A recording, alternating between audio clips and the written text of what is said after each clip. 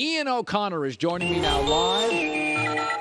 And he's a humble guy, so he's like, get over it, coward. I don't want to hear about all those plaudits. Just get to it. Okay, so let's start with Saquon Barkley. I've always felt that Daniel Jones, it was an easy sell to the Maras. He looked like Eli. He had the same college coach. Southern kid. Very coachable. Nice kid. Eli's just one of the nicest guys in the history of New York athletes. He and Jeter are about the easiest guys to work with. And so I thought they reached on him. They reached into their past. Now we get into a spot where, okay, now you're $40 million a year into him. And Saquon Barkley is absolutely the Geico. He's the insurance policy to make sure this thing works. Ian, they're going to have to franchise tag him in a couple of hours. Do you think they sign him? Well, I hope so, Colin. He certainly deserves it. He is a New York Giant out of central casting. He is this generation's Frank Gifford. He's got the Hollywood good looks, great work ethic, represents the franchise the right way every single day. And he propped up Daniel Jones at a time when Jones didn't deserve it. Every day, Saquon backed him up, talked about how he believed in him as a starting quarterback. And Daniel Jones gets $40 million a year, and Saquon wants a fraction of that. Yeah. Figuratively anyway. And he's one of their best football players. There's no question about that. There are about 3 guys on the Giants who could be the best in the world at what they do in a given season, and he's one of them, and Daniel Jones is not. So it has to hurt to see his good friend, granted, get $40 million a year, and Saquon's trying to get 14. And so I do think the Giants should slightly overpay. Yeah. I understand where the running back market is, because I think Saquon Barkley brings some intangibles that are very valuable to that franchise. Yeah, Joe Mixon's taken a pay cut. You can do that when you have a superstar quarterback, but if you don't, we've seen it with Tannehill, who became a number 1 seed because of Derrick Henry. The less gifted the quarterback, the more valuable the running back, and I think Barkley, we agree, is – and I like what you said about Frank Gifford, the history. He is sort of a classic New York Giants player, never in trouble, hard worker, great ethos there. Okay, go to the Jets. I do think they'll be interesting. But I could make the argument they're still actually kind of in a rebuild, trying to overcome the previous regime, and that the O-line has major questions. Most of their talent's on the wrong side of the ball. You cross your fingers at running back off an injury. And that Aaron is older. Ian, he can get a little prickly. What is realistic? What is realistic in your eyes and New York's eyes on Aaron and the Jets this year? Well, that schedule, Colin, really concerns me. It does. But I think realistic is 10-7, second place to the Bills, who win the division. I think the Jets can get a wild card, win a wild card round game, lose in the divisional playoffs at Kansas City, at Cincinnati. To me, that's realistic. One guy you didn't mention, Garrett Wilson. I think he's got a chance to be really special. Garrett Wilson, look at the yardage he racked up last year with no quarterback.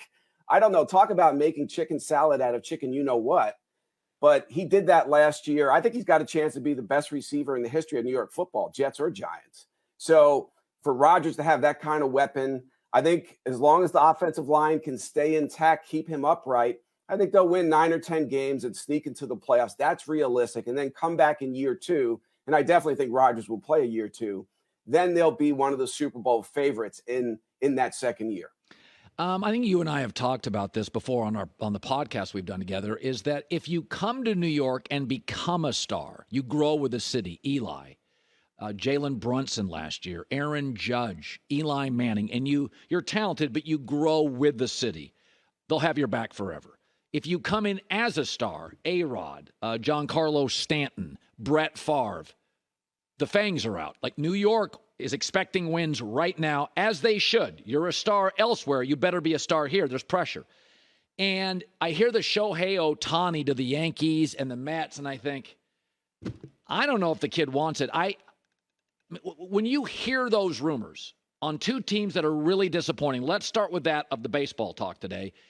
Do you buy it? Do you think it solves issues? Nobody disputes his talent.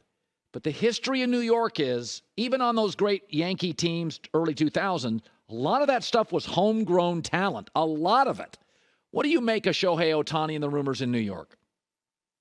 I still think he'll end up with the Dodgers. I think he wants to play on the West Coast. I do think that the Yankees could possibly trade for him. The Yankees still have a chance. I think they'll get into the tournament as the second or third wild card.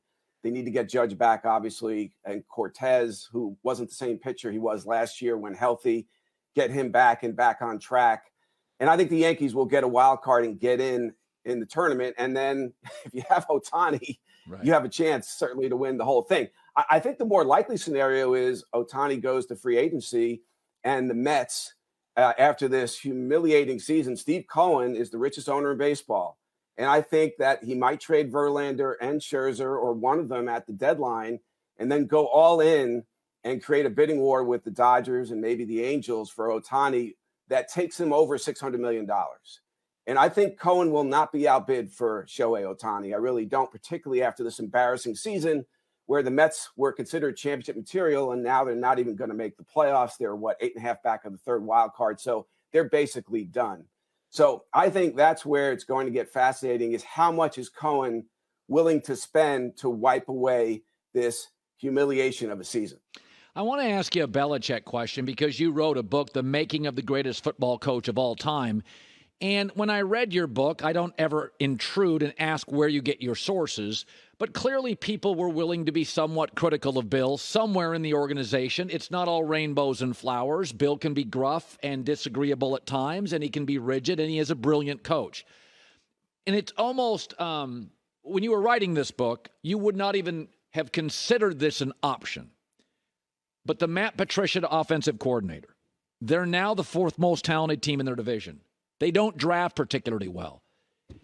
This sounds crazy, but the greatest football coach of all time, is it fair to say he's in trouble this year? This is he's on the hot seat.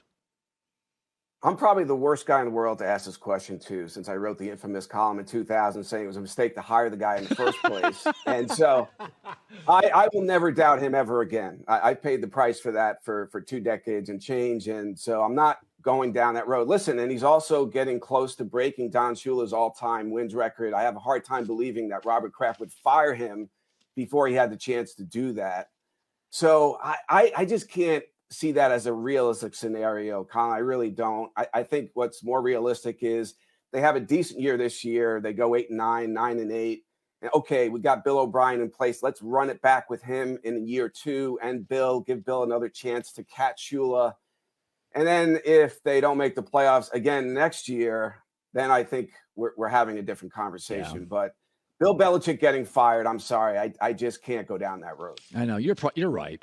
It's weird. Maybe I'm a talk radio host. I like all these messes in sports. Okay, folks, if summer read for the next 6 weeks, there's a lot of time to sit down and get a great summer read. I want to recommend, it's one of my favorite basketball books ever. It's The Rise and Reign of Mike Krzyzewski. It's his latest book. I thought it was absolutely fantastic. I thought I knew everything about Coach K. It is such a great summer read. If you're a hooper, college, or pro, go buy that book. I promise you it's good. There is no money-back guarantee because nobody ever asked for money back with Ian O'Connor's books. But he's a friend. He's a great journalist. You always make time for me, my friend, and I always appreciate it, Ian. It's my pleasure. Thanks, Colin. Yeah, it's a really – have you read that book yet? It is a really good hoop read. Man, there is some stuff. First of all, Krzyzewski's been around forever, so he's got connections to everybody. And the next 6 weeks are summer reading. I'm almost going to go read it again. It was that good. Of all his books, it was my fave. Do you will reread sports books? Oh, absolutely. Huh. I'll go rewatch sport. I don't like a lot of things, but what I like a lot. So would you sooner reread a sports book over, say, try watching Remember the Titans? Yes. There's nothing better. There is nothing better than sitting on the deck with a nice cold beer, knocking down a good book for a couple hours in the summer, dogs to my side. Nothing better? Not much. I can think of I can't. 2 dozen things better off the top of my head. You're a writer. You should respect. I like reading, but I usually end up falling asleep pretty quickly when I start reading. Not his books. Yeah. I also like being active and going outside and living life. I do that too. Yeah. I tried to wakeboard yesterday. I am so sore today I can barely move. Why don't you play me in tennis this week? No. You know what? It's a kid's game. You got it. Hi, everybody. Thanks for watching. Subscribe here to get the latest from the show. Also, be sure to check out more of the best clips from The Herd or go watch a few segments from other shows on FS1.